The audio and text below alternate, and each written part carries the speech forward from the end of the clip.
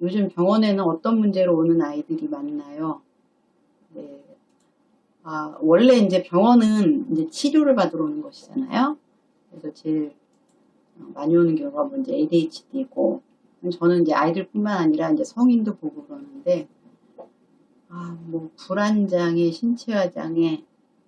근데 이제 치료를 받으러 오는 애들은 이제 그런 애들이 많고, 또 상담을 받으러 오는 애들은 그 훈육의 문제, 관계, 사회성 이런 문제의 아이들이 예전보다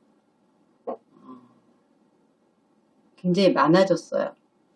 그래서 그냥 트렌드를 보면 이제 부모님들이 아이의 훈육에 신경을 많이 쓰는데 그 방향이 뭔가 존중, 눈높이, 자율성 이렇게 하다 보니까 부모가 결정해서 규칙을 줘야 될 때 자율권, 선택권을 주는 거죠. 그러다 보니까 아이들이 뭔가 내가 굉장히 많이 결정할 수 있고 내 맘대로 돼야 된다는 생각들 때문에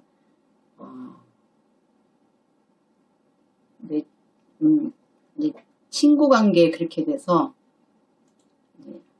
교실 적응이나 이런 것들을 힘들어하는 것 같습니다. 제가 지금 서진지님 질문, 아저씨 이거는 뭐예요? 택시기사님 저 내비게이션에 저 파란색 뭐예요?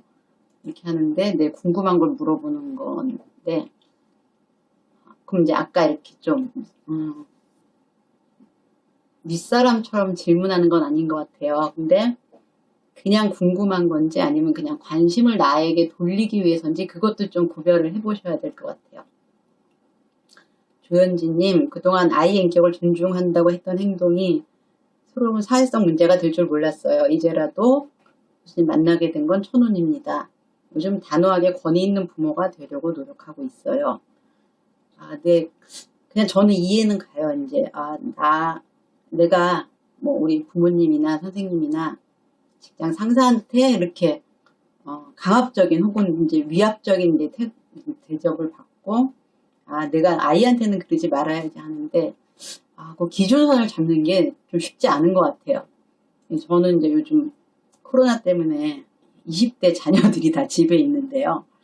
뭐 예를 들면 이렇게 이것 좀 치울래, 뭐 밥 먹은 거 설거지 좀 할래 이렇게 얘기할 때 야 설거지 좀 해 이렇게 말하고 싶어요. 근데 이따 할게 이렇게 하면은 이제 불편해지죠. 불편해진다는 게 야 그래도 해 라고 말을 하려니까 또 애랑 기분 상하기 싫고 내가 하는 것도 싫고 그래갖고 그냥 그러면 꼭 해 하고 한 2번 정도 얘기를 합니다. 남편과 하는 주말 육아가 너무 힘들어요. 박신디님 40개월 딸 쌍둥이를 키우고 있는데 쌍둥이들이 남편이 있는 주말만 되면 돌변합니다. 주중에 제 통제 잘 따르고 규칙을 잘 지키다가도 주말만 되면 하이텐션, 그러니까 텐션 레벨이 올라간다는 거죠. 네, 그러니까 주중에는 엄마 말을 잘 듣는데 남편이 있는 주말에 말을 안 듣는다는 걸 봐서 규칙이 달라지는 거죠. 아이들이 느끼기에. 그러니까 주말을 아는 게 아니라 아빠가 있을 때는 엄마가 혼내지 않아. 뭐라든지. 아빠가 있을 때는 뭐 아빠는 다 하게 해줘. 이렇게 해서 이 신디 박님은 남편의 육아의 원칙 이런 것들을 지금 뭐 대체로 말을 잘 듣는다면 40개월 치고 아이들이 정말 훈육이 잘 되어 있는 거거든요. 그래서 남편하고 아이들하고 셋만 놔두고 나가시든지 남편은 사실 혼자서 아이를 많이 안 보니까 아내가 통제를 다 해주면 본인은 좀 좋은 역할을 할 수 있습니다. 그래서 좀 이런 현상이 생기는 거 아닐까라고 생각을 하고요. 한번 주말마다 남편이 혼자서 애를 보는 기회를 좀 주시면 남편도 훈육하는 방법을 좀 배우려고 하지 않을까라고 생각이 듭니다. 네, 산속의 별님은 저는 권위 통제가 강했던 엄마라 요즘 상담 치료하면서 포용적인 엄마 권위 내려놓기 하는 중인데 어리지 않고 큰 아이들일 경우 권위는 어떻게 세워야 할지. 큰 아이라는 이제 사춘기가 되면 권위로 안 맥힙니다. 그래서 사실 어렸을 때 부모가 권위가 있어야 되거든요. 그러니까 되게 많은 걸 결정하고 따라야 됐던 부모가 이제 허용적으로 이렇게 바뀌는 게 맞지, 허용적이다가 통제적이 되면 이게 발달하고 반대가 되거든요. 그래서 훨씬 더 힘들어져서 어렸을 때 엄격하게 했다가 점점 자율권을 주는 게 아이들 발달 수준에는 맞습니다. 자, 유나한님, 3학년 때부터 제 아이에게 너무 귀찮게 놀자던 여자아이가 있는데 방과 후 시간에 그 아이가 제 아이의 물건도 훔치고 숨겼고 그 일로 그 아이는 크게 혼났는데 오히려 1년이 지난 지금 자기 편을 만들어서 제 아이에 대한 근거 없는 험담을 하고 다닌다고 해요. 화장실에 누가 있건 그렇지 않고 신경 쓰지 않고, 네, 지금 3학년 때, 그럼 지금 4학년이겠네요. 네, 지금 아이 나이로 볼 때 좀 힘든 일일 수 있어요. 그리고 이제 상대 아이가, 이제 사실 이게 4학년, 5학년, 6학년 이렇게 되는데, 이제 그 상대방 아이가 얘를 뭐 좀 따돌리고 다른 애들을 이제 모아갖고 얘 험담을 하고 그러는 것 같은데, 이제 앞으로 조금 더 복잡한 일이 생길 수 있거든요. 그래서 이런 경우야말로 좀 내년에 같은 반이 안 돼도 선생님한테 좀 말씀을 하시면 좋고요. 그 다음에 아이가 진짜 마음이 상할 수 있거든요. 근데 엄마가 걔를 만나는 건 좋지 않습니다. 어쨌든 학교에서 부딪힐 일이 줄어들게 만들고 아이 얘기를 들어주고, 네, 일단은 이제 이렇게 하시는 게 좋을 것 같습니다. 네, 명품 엄마 푸르미 육아라고 아시나요? 아이가 원하는 걸 들어주는 건데, 네, 아이가 원하는 걸 들어주라고 하는 육아 방법은 저는 대체로 신뢰하지 않습니다. 그러니까 아이가 원하는 걸 들어준다는 건 뭐라 그랬나? 아이의 판단을 존중한다는 거거든요. 그러니까 뭐 예를 들면 사탕을 먹을래, 빵을 먹을래, 이런 거는 아이가 고를 수 있어요. 뭐 빨간 양말을 신을래, 파란 양말을 신을게, 네, 이런 건 할 수 있는데, 뭐 예를 들면은 뭐 유치원에 갈래 안 갈래, 뭐라든지 밥을 먹을래 안 먹을래, 뭐라든지 뭐 놀이공원을 A를 갈래 B를 갈래, 이런 것들은 아이가 결정하면 안 되거든요. 자, 놀이공원을 A를 갈래 B를 갈래는 왜 안 되냐면은 A를 가는 것과 B를 가는 건 뭐 비용, 시간, 부모의 노동 등등 아이가 아이가 판단할 수 없는 것들이 있어요. 근데 그거를 계속 아이들한테 들어주라고 하면 그 아이들이 리미트를 모르게 됩니다. 제 후배 중에 이제 이렇게 정말 이렇게 월급을 남편이랑 모아갖고 이제 애들한테 좋으라고 항상 해외 여행을 이제 휴가에 가는 친구가 있었어요. 후배인데 이제 아들이 둘인데 항상 해외 여행을 간 거죠. 얘들한테 좋은 경험을 주기 위해서. 이제 저도 예전에 요즘은 어떤지 모르겠는데 4시 움직이려면 여름 휴가가 한 1,000만 원 듭니다. 그러니까 매년 1,000만 원씩 쓴 거죠. 자기는 그냥 뭐 저축도 필요 없고 애들한테 좋은 기억만 주면 된다고. 근데 한 5학년 때까지는 애들이 이게 어딘지 잘 모릅니다. 5학년이라도 저도 이제 애들이 한 5학년 때부터 해외에 갔다 왔는데 별 차이가 없어요. 별 재미없습니다. 날씨 좋고 뛰어놀기 좋고 뭐 좀 사주면 이제 그게 최고거든요. 근데 그 아이들이 이제 중학생인데 엄마가 좀 물어본 거죠. 야, 너네 휴가 어디 갈래? 글쎄.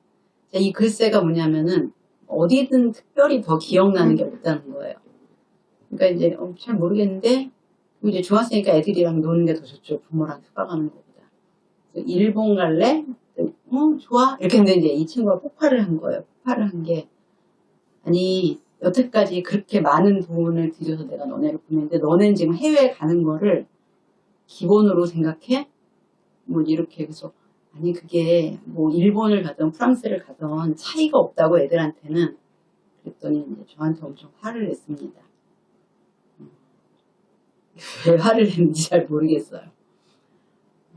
그냥 차이 없고요. 아이들이 뭐 다른 친구는 어디 갔는데 어떻다 뭐 이렇게 하는 거 하나도 신경 쓰실 필요 없습니다. 신디방님, 기대 수준의 관리 중요한 것 같아요. 이 기대 수준은, 네, 그렇죠. 기대 수준. 근데 저는 뭘 기대하면서 애를 키우진 않은 것 같아요. 이제 기대를 하지 않는다는 건, 그냥 지금 이 아이가 활동하는 걸 보면 평균치가 나오잖아요. 예를 들면은, 씻자 하면은 한 5번 정도 씻으라고 해야 씻는다. 그럼 이제 그거를 줄이기 위해서 노력하는 거죠. 5번? 아, 그러면 내가 너무 피곤하니까 3번만 해. 3번에도 안 들어? 그러면 이렇게 그냥 3번이야? 그럼 2번 이렇게. 자, 그래서 기대라는 게 뭔가 육아에 그렇게 중요한 요소는 아닌 것 같아요. 왜냐면 기대는 요 정도죠. 얘 나이에 다른 애들이 대부분 하는 거는 해야 되지 않을까? 뭐 이런 정도. 다른 애들은 뭐 유치원에 가서 신발을 제자리에 놓는다는데, 아, 그 정도 하나? 네. 유나한님, 해외여행 얘기가 저희 집인 줄. 코로나 끝나면 파리에 가자 그랬나봐요. 파리가 옆집인 줄 알았어. 아, 그냥 이제, 부모님들이 해외여행을 되게 쉽게 얘기하시면 애들이 이렇게 지구본을 돌립니다. 지구본을 돌리다가 찍어서. 그리고 뭐 요즘 이제 해외에서 찍는 유튜브나 방송들이 많잖아요. 근데 이제 제가 학회 때문에 이제 그 해외를 좀 가봤는데요. 힘듭니다. 일단 힘들어요. 애들 데리고 가면 이루 말할 수 없이 힘들고요. 부모가 힘들면 애들도 스트레스 받습니다. 그래서 저는 애들이랑 같이 가서 어디가 되게 좋았다 이런 건 별로 없고, 아들이랑 둘이 갔을 때는 그때가 유일하게 편했던 것 같아요. 별로 같이 가고 싶지 않습니다. 왜냐면 아침에는 나 하나 먹으면 되는데 계속 신경 쓰고. 네. 자, 임연아님, 3학년 남자아이인데요. 학교에서 쓴 물건을 가지고 왔다가 돌려드리는 시기를 놓치고 계속 가지고 있습니다. 선생님께 가져다 드리라고 했더니 다른 아이들은 다 가져다 드렸는데 자기만 못 돌려드린 게 창피해서 못하겠다고 하네요. 예, 며칠 후 가져다 드렸다고 보았더니 방구석에 숨겨 놓았더라고요. 네, 충분히 그럴 수 있는 나이죠. 무슨 물건인지는 잘 모르겠는데, 네, 애는 충분히 이렇게 느낄 수 있습니다. 그래서 문제가 될 만한 물건인지.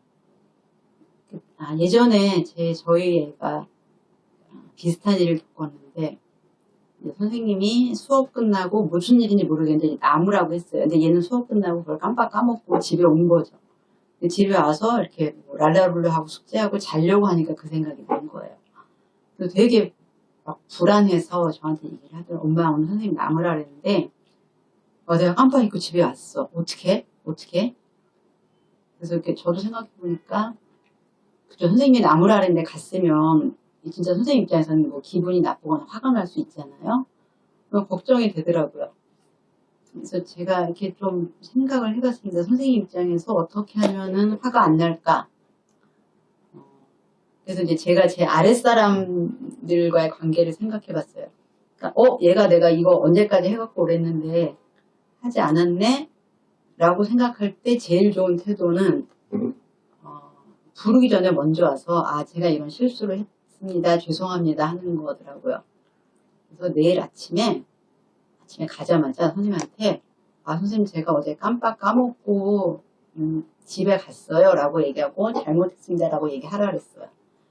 그러면 되냐고 해서 엄마 같으면 먼저 와서 잘못했다 그러면 100번 용서해 줄 것 같아. 그랬더니 이제 안심하고 잤어요.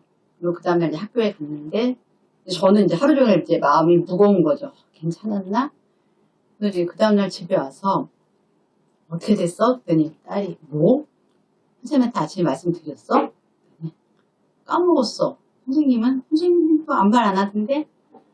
네, 우리가 이렇게 안 중요한 걸 중요하게 생각합니다. 네, 봄봄님, 육아하면서 영어 교육, 사교육에 흔들리지 않으셨나요? 네, 그냥 흔들렸다기보다, 다 하네? 왜 다 하지? 해야 되나? 뭐 이런 생각, 네, 이런 생각을 안 하진 않았는데, 저는 이제 굉장히 제 직업에서 중요한 게, 이런 걸 또 굉장히 열심히 시키시는 분들을 만날 수가 있습니다. 그래서, 영어학원 보내요? 그럼 이제 영어학원을 물어보는 거죠. 그러면은, 뭐, 어떻다 하는데, 예를 들면, 얘가 영어학원을 다니면서 영어를 이렇게나 잘하게 됐어요. 이렇게 말씀하시는 분은 못 봤습니다. 아마 잘 되면은 안 오시나 봐요. 근데, 학원에 다니면서 이런 문제가 생겼어요. 이런 얘기는 진짜 많이 듣죠. 왜냐면 아이한테 문제가 생긴 분들이 오니까. 그러면 이제 딴 문제를 갖고 온 어머니한테 이제 학원은 다니냐, 어떻게 하냐, 이렇게 물어봤을 때, 그냥 많은 분들이 얘가 학원에 가서 무슨 효과를 얻는지는 정확하게 모르시더라고요. 그래서, 그냥 하는 거구나, 라는 생각이 들었고, 그냥 한다는 건 내가 이걸 꼭 보내서 학습 공부를 잘한다는 확신을 갖지 않은 채, 일단, 다른 애들이 수업을 5시간 하는데 우리 애들도 5시간 해야 되지 않나? 이제 뭐 이런 마음을 가지시는 것 같고요. 첫째는 약간 좀 특이한 케이스였어요. 저희 딸아이는 제가 사교육을 안 시켜주니까 엄마가 돈 아까워서 안 시켜준다고 생각해서 계속 나 왜 학원 안 보내줘? 뭐 이런 애라 억지로 몇 개 시켜줬고요. 둘째는 너무 그런 걸 싫어하는 아이입니다. 저는 이제 학원 보내는 어머니들이 때로는 좀 대단하다 그랬나? 그러니까 지각하면 전화 오잖아요.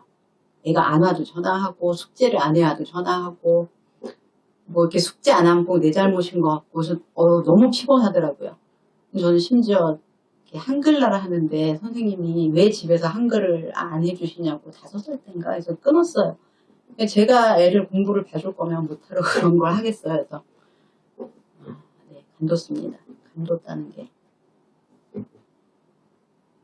그냥 기대하지 않고 보냈어요. 그러니까 사교육을 다니는 게 꼭 얘의 학습 능력을 높이지는 않는, 높인다고 돈값을 하지는, 그냥 사교육은 학원에 보내는 거다 이렇게 생각했습니다.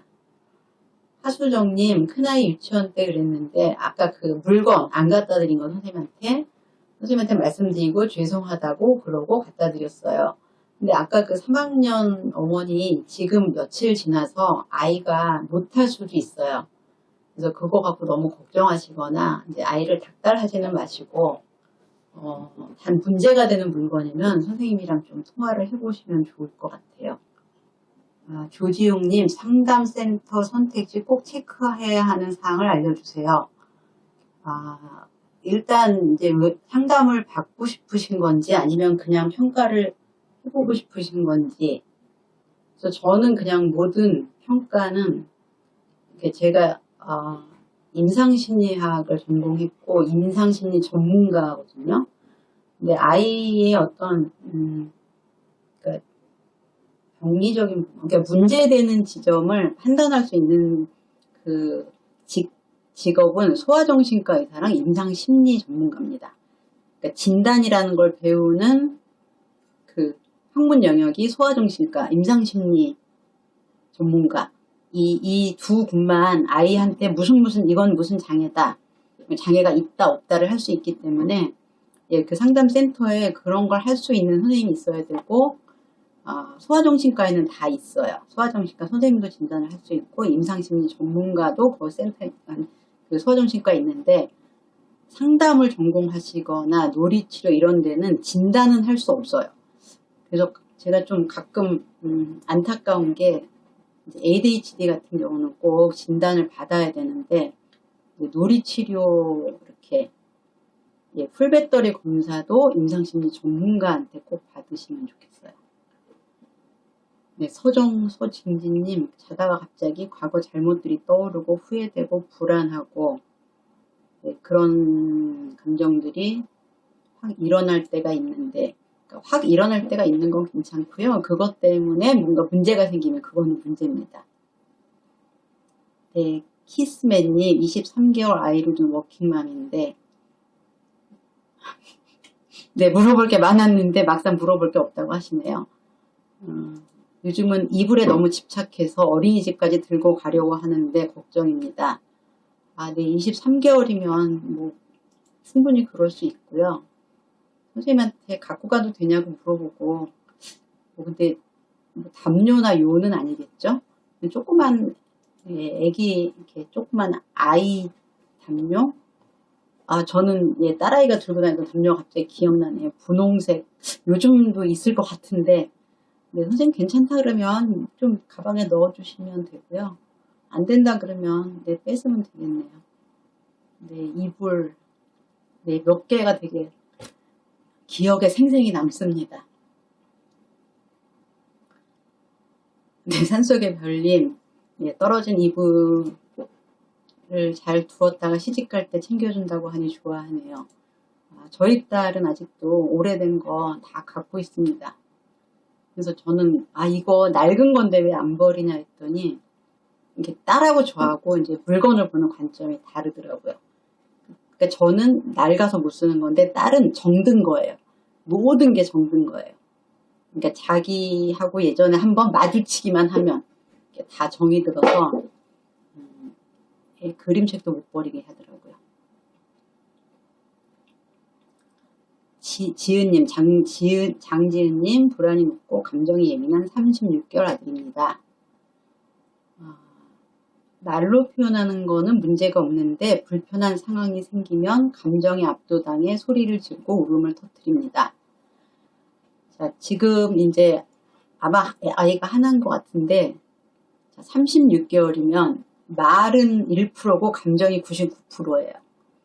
그래서 말을 하려면 이 99%의 감정이 편안해야 됩니다. 불편한 상황을 말로 뭐 예를 들면 여러분들이 지금부터 귀신의 집에 들어갈 건데 이 귀신의 집은 세계에서 제일 유명하게 무서운 곳이에요. 마음의 준비를 하세요. 이렇게 하면 그게 상상이 가나요? 아니죠. 36개월이면 집, 그 다음에 어린이집, 집 앞에 놀이터, 그리고 익숙한 몇몇 사람 외에는 다 새롭고 압도됩니다. 저도 외국에 나가면 압도돼서 동서남북 구별도 못하고요. 딴 생각하면 딴 생각이 압도돼서 전혀 엉투장투하는, 제가 항상 이렇게 뭘 할 때 순간적으로 많이 집중하는 편인데 얼마나 압도당하는지 항상 펜을 어디다 던지 몰라요. 이렇게 분명히 이 책상 안에 있는데 펜을 계속 잃어버립니다. 지연정님, 아이가 음식 갖고 장난치고 안 먹고 쪼물락거릴 때마다 욱하고 치밀고 유일하게 아이한테 화가 난다고 하시네요. 음식을 뺏으면 됩니다. 쪼물락거리기 전에 이렇게. 근데 엄마가 쪼물락거릴 때 쪼물락거리지 마 하는 때까지는 아이가 재밌죠. 예를 들면 밥을 갖고 쪼물락거리면 얼마나 재밌겠어요. 근데 먹는 걸 손으로 짚고 쪼물락거리기 전에 뺏어야 된다는 거죠. 그리고 이제 아이가 몇 살인지 모르겠지만 이게 지금 밥이 안 먹고 싶구나 그런 느낌이 오잖아요.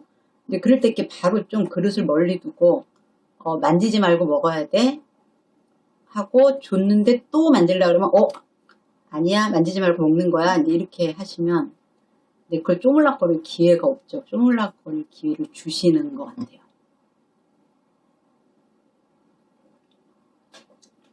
GH맘님 아까 결벽증이라고 하신 분이죠. 공중화장실 사용을 어떻게 가르쳐야 한다는, 공중화장실을 그냥 사용하는 거 아닌가요? 26개월이요. 뭐지? 백화점 같은 데 보면 아이들이랑 같이 들어가는데 그런 데도 있던데 거기서부터 시작해보면 어떨까요? 하수정님, 엄마의 무기력 우울증이 아이들에게도 영향을 미치나요? 제가 자랄 때 환경이 좋지 않고 몇 년 전 우울증 진단받고 약 복용 중인데요. 코로나로 집에만 있으니 힘드네요. 남편 퇴근이 밤 12시라 거의 혼자 육아를 하니 제가 우울할 때 아이들 케어가 힘드네요. 네, 엄마의 무기력과 우울증은 당연히 아이들 육아에 영향을 미치는데요. 어떻게 영향을 미치냐면은 엄마가 우울증에 영향을 미쳐 이런 게 아니라 아이가 부르는데 10번 불러도 대답을 안 해. 아이가 배가 고픈데 밥 줄 기력이 없어. 그 다음에 아이들이 보는 엄마 얼굴이 하루 종일 백지장 같아. 근데 이러면은 물 영향을 줍니다. 근데 이제 새끼 챙겨 먹이고 뭐 좀 하루에 몇 번 웃고 네 이렇게 하시면 괜찮습니다. 그리고 네, 우울증 진단받고 약 복용 중이라고 하시니 네, 치료 계속 좀 열심히 받으시면 좋을 것 같아요. 네, 다들 아까 담요 얘기하니까 올리시는데 전미비서님은 내복에 달린 단추를 완전 사랑합니다.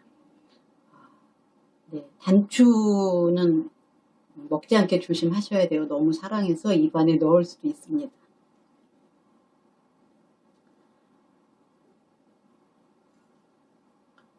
네, 산속의 별님도 단추 얘기 해주시네요. 단추 만지작거리는 아이 모습 생각하니 너무 사랑스럽네요. 귀엽고. 단추 나름이거든요.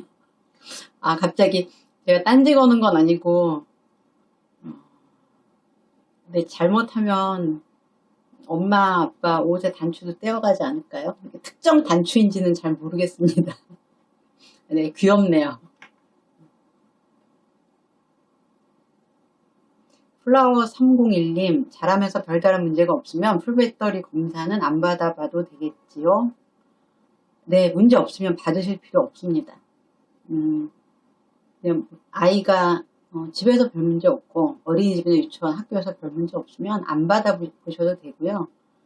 그러니까 나도 문제가 없는 것 같고 남편도 문제가 없는 것 같고 딴 사람이 보기에도 문제가 없는 것 같고 네, 그러면 그냥 키우시면 됩니다. 조현진님, 어떤 감정을 느끼는지 알려주고 어떻게 처리할지 알려주는 게 좋다고 기존의 육아서에서 보고 실천했는데 네, 교수님께 여쭤보고 싶었어요. 36개월 남아가 말이 빠르긴 하지만 부자연스러운 게 아닌가. 부자연스럽습니다. 어떤 감정을 느끼는지 알려주는 게 부자연스러워요. 왜냐하면은 지금 이제 대부분의 육아서가 외국 거예요. 미국에서 온 게 많죠. 그래서 미국 감정, 미국의 문화, 미국의 감정 코드, 미국의 언어는 이게 가능한데 우리는 그렇지 않아요. 우리는 그렇지 않기 때문에 제가 이제 계속 하면서 말씀을 드릴 텐데 맞지 않습니다. 네, 서혜령님, 문제가 있고 없고는 어떻게 판단해야 될까요? 문제가 있고 없고는 아이의 행동이 또래 평균에서 많이 벗어나는 겁니다. 다른 아이들 반 이상이 이걸 하는데 안 할 때, 다른 아이들 반 이상이 이 행동이 없어졌는데 생겼을 때, 네, 그때 여기 있네요. 넉지님. 아까 봤어요. 남편이 성인 ADHD가 있어서 충동적이고 욱하고 화가 나서 나에게 소리를 지르는 상황에서 아이는 아무렇지도 않은 목소리로 즐거운 목소리로 엄마 나 어디 있게 라며 장난을 쳐요. 분명히 무서웠을 텐데 아이는 왜 이렇게 평온해 보였을까요? 일단 뭐 2가지 정도 가능성이 있는 것 같아요. 재난 문자가 왔습니다. 아이는 무서운 게 맞을 것 같아요. 왜냐면 엄마가 분명히 불안한 기색을 보였을 거거든요. 근데 내가 어떻게 해야 되는지 잘 모를 때 아이들은 그 부정적인 감정을 본능적으로 이렇게 부정하게 돼. 부정적인 감정, 뭐 불안, 뭐 이런 감정을 이렇게 지웁니다. 근데 이제 모든 아이들이 그런 방법을 써요. 그리고 아이가 자기도 모르게 이 상황을 어떻게 해서든지 이렇게 무마시키거나 없애줄 방법을 자기도 모르게 씁니다. 네, 그게 어떤 거냐면 그 상황이 없는 것처럼 행동하는 거죠. 그래서 몇 살인지는 모르겠는데 아빠가 없을 때 너 아까 아빠가 소리 들어서 무서웠지? 그러면 이제 아이가 불안을 조금 인식하게 무서웠어. 엄마도 좀 무서웠어. 아빠가 안 그랬으면 좋겠다. 그치? 예, 요 정도 톤으로 하고 하시고 남편은 약을 드시면 좋아집니다. 진짜. 정말 강추인데요. 남편이 ADHD 문제가 있다는 걸 스스로 인정하시면 약을 드시면 정말 두 얼굴이 돼서 착하게 살 수 있습니다. 근희님, 5살 여자아이가 화장실을 너무 자주 가는데 어떻게 대응을 해야 될까요? 그냥 놔두면 좋아질까요? 걱정되세요. 5살이면 일단 소아과에서 방광, 요도 이런데 염증이 있는지 먼저 확인을 해보시면 좋을 것 같고요. 심리적인 거라면 어떤 변화가 있을 때 이제 거기에 대한 얘가 심리적으로 자주 화장실을 간다. 그럼 뭔가 최근에 무슨 일이 있었는지 보시고 그 일을 이렇게 조정하면서 진짜 거기에 대한 반응이 맞나? 이렇게 생각하시고 화장실에 가는 거는 말릴 수 없죠. 너 화장실에 왜 또 가? 또 마려? 이렇게 하실 필요는 없습니다. 네, 진짜 최근에 코로나 너무 심해지고 있는 것 같아서 걱정입니다.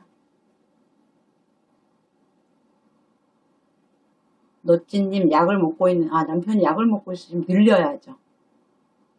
네, 늘려서 어떻게 해서든지 잡아야 됩니다. 아이가 4살이면 무서운데 불안한 감정을 부정하고 있는 거라고 생각이 돼요. 한요미오미님, 네, 분노 조절도 약이 있냐고 하셨는데, 성인이 감정 조절을 잘 못하고 그럴 때 정말 많은 비율로 ADHD가 있어요. 그냥 ADHD는 어렸을 때 ADHD 문제가 있던 아이들의 한 60-70%가 성인까지 계속됩니다. 저절로 좋아지는 경우는 30% 정도밖에 안 돼요. 그러니까 남편이 감정 조절을 잘 못하면 시어머니한테 가서 어머니 이 사람 어렸을 때 좀 산만하지 않았나요? 그러면 그래 1, 2학년 때 의자에 앉아있질 않았다. 학교에서 전화 받았다 하면은 병원에 가서 좀 약을 드시면 진짜 좋아집니다. 남편한테도 굉장히 좋은 일이에요. 그리고 이 약이 보험이 됩니다. 예전에는 애들한테만 보험이 됐거든요. 일랑님 3세 여아인데 어린이집이나 잠자리에서 손에 든 장난감을 분신처럼 갖고 다녀요. 자, 그냥 분신 맞습니다. 자, 어린아이들은 자기 몸과 외부 사물 간의 경계를 잘 몰라요. 애인이 되면 자기 손하고 애인 손하고 하나인 줄 알잖아요. 근데 이 사랑에 빠지면은 이렇게 어린아이처럼 경계가 약해지는 영역이 있거든요. 그래서 그냥 그 장난감이 다치는 것만 아니면 분신처럼 데리고 다니게 해주세요. 그 왜 영화에 많이 나오는 머리카락 다 빠진 바비 인형 있잖아요. 그래서 애들이 몇 가락 안 남은 인형 갖고 이렇게 막 다니는데 그게 나중에 막 나타나서 막 귀신이 되고 그러는데 머리카락이 다 빠져서 흉하지만 아이들은 분신이기 때문에 평생 마음에 남죠. 그 토이스토리 그런 거 보시면 그런 장난감들 굉장히 많이 나옵니다. 서혜령님, 손가락 빠는 것 때문에 걱정하다가 20살까지 빨겠어 하고 내려놓았는데 문득문득 불안감은 올라오네요 라고 하셨는데요. 그냥 지금 20살짜리를 보면 손가락을 빠는 사람들은 없습니다. 단지 손톱을 좀 물어뜯죠. 손톱을 물어뜯는 40세도 있고 50세도 있어요. 근데 다른 사람이 볼 때 안 물어뜯는 정도의 그 어떤 지각 능력이 생기는 것 같아요. 유은비님, 행동이 너무 과해서 지금 어린이집에서 얘가 너무 행동량이 많아요. 그러면 아까 다른 분이 말씀하신 심리검사 풀배터리를 한번 받아보시면 좋을 것 같고요. 지금 이유님 상담센터에서 불안장애 같다고 하는 그 증상이 뭔지 잘 모르겠는데 소아정신과에 일단 가세요. 소아정신과에 가서 괜찮다고 하면 그때 상담이나 놀이센터를 가세요. 그러니까 일단 아이가 장애 수준의 문제가 있으면 무슨 치료 방법을 쓸 수 있는지 일단 전체를 다 알아야 돼요. 근데 상담센터나 놀이센터에 가면 그것만 해요. 근데 예를 들면 ADHD 같은 경우는 약물 치료가 70%고 나머지는 다 합쳐도 30%인데 70을 안 하면서 아무리 30을 해도 별 효과가 안 느껴지거든요. 그래서 일단은 소아정신과나 임상심리 전문가가 운영하는 이라고 되나? 있는 어쨌든 그런 기관에 가시면은 일단 1차적인 평가가 중요해요. 제가 항상 이거 좀 말씀드리는 편인데 얘가 갖고 있는 문제가 뭔지 발달의 문제인지 행동의 문제인지 정서의 문제인지 큰 틀에서 봐주는 게 매우 중요합니다. 네, 쌍둥이 키우시는 분이 많네요. 라비앙 코코님. 네, 잠시 엄마가 자리를 비우면 둘이 다투고 울고. 네, 그냥 엄마가 있으면 참다가 엄마가 없으면 누구랄 것 없이 그러겠죠. 네, 다음에 또 해달라고 하셨는데 일단 계획은 2주에 한 번씩 할 예정입니다. 그래서 12월, 오늘이 12월 9일이죠. 그러니까 23일, 12월 23일 네, 다음 라이브를 할 예정이고요. 네, 아닙니다. 22일, 원래 제가 화요일 날 하려고 했는데 오늘만 수요일로 옮겨서 한 거니까 네, 22일 하고 그 격주로는 제가 만든 영상을 올리겠습니다. 그래서 한 주는 만든 영상, 한 주는 라이브. 네, 22일 화요일 10시. 네, 여러분 정말 감사드리고요.